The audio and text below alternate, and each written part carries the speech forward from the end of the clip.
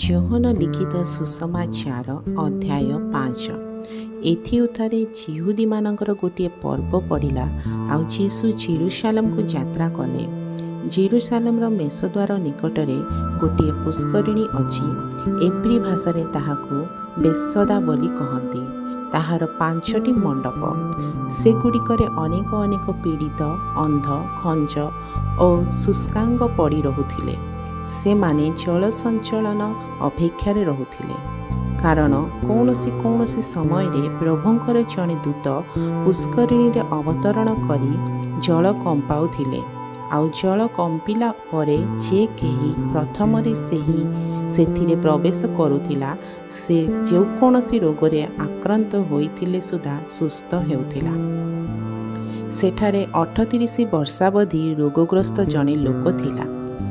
ଯୀଶୁ ତାଙ୍କୁ ପଡ଼ି ରହିଥିବା ଦେଖି ବହୁ କାଳର ରୋଗୀ ବୋଲି ଜାଣି ତାଙ୍କୁ ପଚାରିଲେ, ତୁମେ କ'ଣ ସୁସ୍ଥ ହେବାକୁ ଇଚ୍ଛା କରୁଅଛ? ରୋଗୀଟି ତାହାଙ୍କୁ ଉତ୍ତର ଦେଲା, ମହାଶୟ, ଜଳ କମ୍ପିବା ସମୟରେ ମୋତେ ପୋଖରୀ ଭିତରକୁ ଘେନିଯିବା ପାଇଁ ମୋହର କେହି ନାହିଁ। ଆଉ ମୁଁ ଯାଉ ଯାଉ ଅନ୍ୟ ଜଣେ ମୋ ଆଗରୁ ପଶିଯାଏ। ଯୀଶୁ ତାହାଙ୍କୁ କହିଲେ, ଉଠ, ତୁମର ଖଟିଆ ଘେନି ଚାଲ।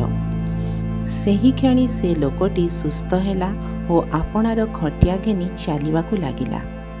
ସେଦିନ ବିଶ୍ରାମବାର ଥିଲା।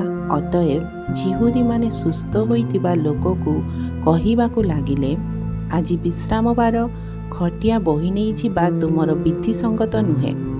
କିନ୍ତୁ ସେ ସେମାନଙ୍କୁ ଉତ୍ତର ଦେଲା, ଯେ ମୋତେ ସୁସ୍ଥ କଲେ ସେ ମୋତେ କହିଲେ, ତୁମର ଖଟିଆ ଘେନି ଚାଲ। ସେମାନେ ତାଙ୍କୁ ପଚାରିଲେ, ତୁମର ଖଟିଆ ଘେନି ଚାଲ ବୋଲି ଯେ ତୁମକୁ କହିଲା ସେ ଲୋକ କିଏ? କିନ୍ତୁ ସେ କିଏ ତାହା ସେହି ସୁସ୍ଥ ହୋଇଥିବା ଲୋକ ଜାଣିନଥିଲା, କାରଣ ସେ ସ୍ଥାନରେ ବହୁତ ଲୋକ ଥିବାରୁ ଯୀଶୁ ଆଗୋଚରରେ ଚାଲି ଯାଇଥିଲେ। ଏହାପରେ ଯୀଶୁ ମନ୍ଦିରରେ ତାହାର ଦେଖା ପାଇ ତାହାକୁ କହିଲେ, ଦେଖ, ତୁମେ ସୁସ୍ଥ ହୋଇଅଛ, ଆଉ ପାପ କର ନାହିଁ, ଯେପରି ତୁମ୍ଭ ପ୍ରତି ଅଧିକ ଦୁର୍ଦ୍ଦଶା ନ ଘଟେ। ସେହି ଲୋକ ଚାଲିଯାଇ ଯେ ତାହାକୁ ସୁସ୍ଥ କରିଥିଲେ ସେ ଯୀଶୁ ବୋଲି ଯିହୁଦୀମାନଙ୍କୁ କହିଲା।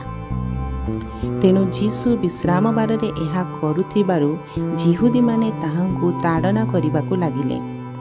ମାତ୍ର ସେ ସେମାନଙ୍କୁ ଉତ୍ତର ଦେଲେ, ମୋହର ପିତା ଏପର୍ଯ୍ୟନ୍ତ କାର୍ଯ୍ୟ କରୁଅଛନ୍ତି, ଆଉ ମୁଁ ମଧ୍ୟ କରୁଅଛି। ଏହି କାରଣରୁ ଯିହୁଦୀମାନେ ତାହାଙ୍କୁ ବଦ୍ଧ କରିବା ନିମନ୍ତେ ଆହୁରି ଅଧିକ ଚେଷ୍ଟା କରିବାକୁ ଲାଗିଲେ, ଯେଣୁ ସେ ଯେ ବିଶ୍ରାମବାର ବିଧି ଲଙ୍ଘନ କରୁଥିଲେ। କେବଳ ତାହା ନୁହେଁ, ମାତ୍ର ଈଶ୍ୱରଙ୍କୁ ଆପଣା ପିତା ବୋଲି କହି ନିଜକୁ ଈଶ୍ୱରଙ୍କ ସହିତ ସମାନ କରୁଥିଲେ।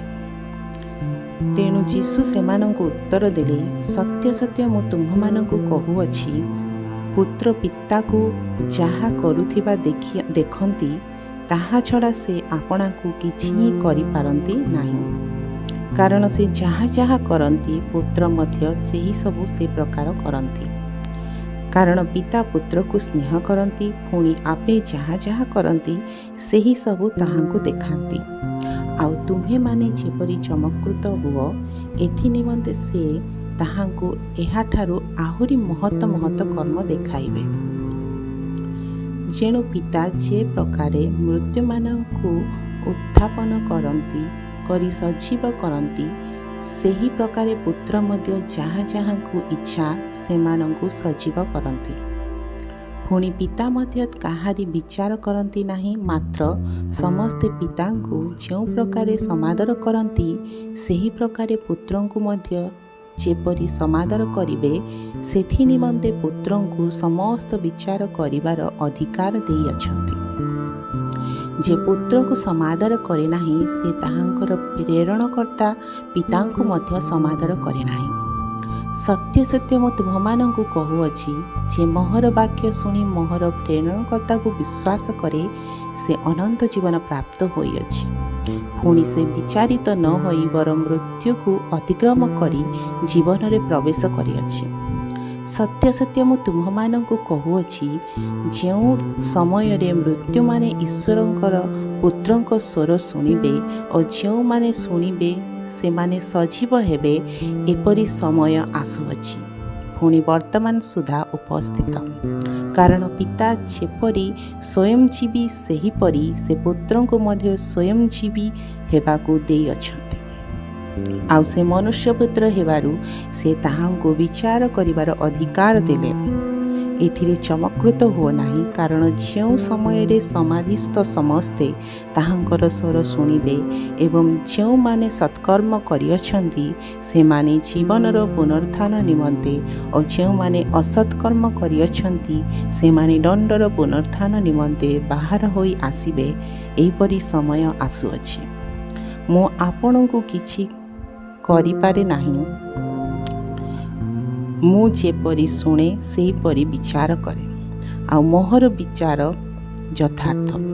କାରଣ ମୁଁ ଆପଣାର ଇଚ୍ଛା ସାଧନ କରିବାକୁ ଚେଷ୍ଟା ନ କରି ମୋହର ପ୍ରେରଣକର୍ତ୍ତାଙ୍କର ଇଚ୍ଛା ସାଧନ କରିବାକୁ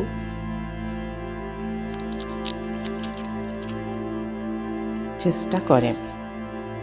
ଯଦି ମୁଁ ନିଜ ବିଷୟରେ ସାକ୍ଷ୍ୟ ଦିଏ, ତାହେଲେ ମୋହର ସାକ୍ଷ୍ୟ ସତ୍ୟ ନୁହେଁ। ମୋ ବିଷୟରେ ଯିଏ ସାକ୍ଷ୍ୟ ଦିଅନ୍ତି ସେ ଆଉ ଜଣେ, ପୁଣି ମୋ ବିଷୟରେ ତାହାଙ୍କର ସାକ୍ଷ୍ୟ ଯେ ସତ୍ୟ ତାହା ମୁଁ ଜାଣେ। ତୁମ୍ଭେମାନେ ଯୋହନଙ୍କ ନିକଟକୁ ଲୋକ ପଠାଇଅଛ ଓ ସେ ସତ୍ୟ ସପକ୍ଷରେ ସାକ୍ଷ୍ୟ ଦେଇଅଛନ୍ତି। କିନ୍ତୁ ମୁଁ ମନୁଷ୍ୟଠାରୁ ସାକ୍ଷ୍ୟ ଗ୍ରହଣ କରେ ନାହିଁ, ବରଞ୍ଚ ତୁମ୍ଭେମାନେ ଯେପରି ପରିତ୍ରାଣ ପ୍ରାପ୍ତ ହୁଅ ସେଥିପାଇଁ ଏହିସବୁ କରୁଅଛି। ସେ ଜ୍ୱଳନ୍ତ ଓ ତେଜମୟ ପ୍ରଦୀପ ଥିଲେ, ଆଉ ତୁମ୍ଭେମାନେ ଅଳ୍ପକାଳ ତାହାଙ୍କର ଜ୍ୟୋତିରେ ଉଲ୍ଲାସ କରିବା ନିମନ୍ତେ ଇଚ୍ଛୁକ ହେଲ। କିନ୍ତୁ ଯୋହନଙ୍କର ସାକ୍ଷ୍ୟ ଅପେକ୍ଷା ମୋହର ଗୁରୁତ୍ୱର ସାକ୍ଷ୍ୟ ଅଛି। କାରଣ ପିତା ମୋତେ ଯେ କାର୍ଯ୍ୟ ସମାପ୍ତ କରିବାକୁ ଦେଇଅଛନ୍ତି, ଯେ ସମସ୍ତ କର୍ମ ମୁଁ କରୁଅଛି ପିତା ମୋତେ ପ୍ରେରଣ କରିଅଛନ୍ତି ବୋଲି ସେହିସବୁ ମୋ ବିଷୟରେ ସାକ୍ଷ୍ୟ ଦେଉଅଛି। ଆଉ ଯେଉଁ ପିତା ମୋତେ ପ୍ରେରଣ କଲେ ସେ ମୋ ବିଷୟରେ ସାକ୍ଷ୍ୟ ଦେଇଅଛନ୍ତି। ତୁମ୍ଭେମାନେ କେବେ ହେଁ ତାହାଙ୍କର ସ୍ୱର ଶୁଣିନାହଁ ବା ତାହାଙ୍କର ଆକାର ଦେଖିନାହଁ, ପୁଣି ତାହାଙ୍କର ବାକ୍ୟ ତୁମ୍ଭମାନଙ୍କର ଅନ୍ତରରେ ସ୍ଥାନ ପାଇନାହିଁ। କାରଣ ସେ ଯାହାଙ୍କୁ ପ୍ରେରଣ କଲେ ତାହାଙ୍କୁ ତୁମ୍ଭେମାନେ ବିଶ୍ୱାସ କରୁନାହଁ। ତୁମେମାନେ ଧର୍ମଶାସ୍ତ୍ର ଅନୁସନ୍ଧାନ କରୁଅଛ, କାରଣ ସେଥିରେ ଅନନ୍ତ ଜୀବନ ପ୍ରାପ୍ତ ହୋଇଅଛ ବୋଲି ମନେ କରୁଅଛ। ଆଉ ସେହି ଧର୍ମଶାସ୍ତ୍ର ମୋ ବିଷୟରେ ସାକ୍ଷ୍ୟ ଦେଉଅଛି। କିନ୍ତୁ ତୁମ୍ଭେମାନେ ଜୀବନ ପ୍ରାପ୍ତ ହେବା ନିମନ୍ତେ ମୋ ନିକଟକୁ ଆସିବାକୁ ଇଚ୍ଛା କରୁନାହଁ। ମୁଁ ମନୁଷ୍ୟମାନଙ୍କ ଠାରୁ ଗୌରବ ଗ୍ରହଣ କରେ ନାହିଁ, ମାତ୍ର ମୁଁ ତୁମ୍ଭମାନଙ୍କୁ ଜାଣିଅଛି ତୁମ୍ଭମାନଙ୍କର ଅନ୍ତରରେ ଈଶ୍ୱରଙ୍କ ପ୍ରେମ ନାହିଁ। ମୁଁ ମୋହର ପିତାଙ୍କ ନାମରେ ଆସିଅଛି, ଆଉ ତୁମ୍ଭେମାନେ ତ ମୋତେ ଗ୍ରହଣ କରୁନାହଁ। ଅନ୍ୟ ଜଣେ ଯଦି ନିଜ ନାମରେ ଆସିବ, ତେବେ ତୁମ୍ଭେମାନେ ତାହାଙ୍କୁ ଗ୍ରହଣ କରିବ। ତୁମ୍ଭେମାନେ କିପରି ବିଶ୍ୱାସ କରିପାର? ତୁମ୍ଭେମାନେ ତ ପରସ୍ପରକୁ ଗୌରବ ଗ୍ରହଣ କରିଅଛ, ପୁଣି ଏକମାତ୍ର ଈଶ୍ୱରଙ୍କ ଠାରୁ ଯେଉଁ ଗୌରବ ତାହା ପାଇବା ପାଇଁ ଚେଷ୍ଟା କରୁନାହଁ। ମୁଁ ଯେ ପିତାଙ୍କ ଛାମୁରେ ତୁମମାନଙ୍କ ବିରୁଦ୍ଧରେ ଅଭିଯୋଗ କରିବି, ଏହା ମନେ କର ନାହିଁ। ଯେଉଁ ମଶାଙ୍କଠାରେ ତୁମେମାନେ ଭରସା ରଖିଅଛ, ସେ ତୁମ୍ଭମାନଙ୍କ ବିରୁଦ୍ଧରେ ଅଭିଯୋଗ କରୁଅଛନ୍ତି। କାରଣ ତୁମ୍ଭେମାନେ ଯଦି ମଶାଙ୍କୁ ବିଶ୍ୱାସ କରନ୍ତ, ତେବେ ମୋତେ ବିଶ୍ୱାସ କରନ୍ତ, ଯେଣୁ ସେ ମୋ ବିଷୟରେ ଲେଖିଅଛନ୍ତି। କିନ୍ତୁ ତୁମ୍ଭେମାନେ ଯଦି ତାହାଙ୍କର ଲିଖିତ ବାକ୍ୟ ବିଶ୍ୱାସ କରୁନାହଁ, ତେବେ କିପରି ମୋହର ବାକ୍ୟ ବିଶ୍ୱାସ କରିବ? ପ୍ରଭୁ ଏ ବାକ୍ୟରେ ଆପଣମାନଙ୍କୁ ଆଶୀର୍ବାଦ କରନ୍ତୁ।